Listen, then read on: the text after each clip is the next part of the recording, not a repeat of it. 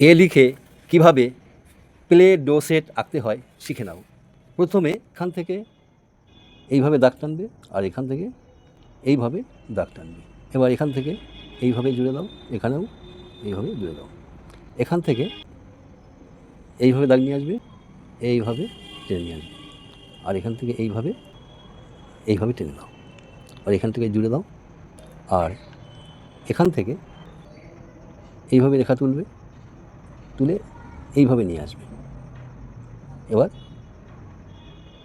এইখানে জুড়বে, এইভাবে হবে। এখান থেকে জুড়ে দাও, আর এখান থেকেও একটা খোপ মতো করে দাও। এইবার এখান থেকে এই রেখার সঙ্গে এই রেখা জুড়ে যাবে, এইভাবে পরপর জুড়ে দাও। হয়ে গেল এ লিখে প্লে ডো সেট।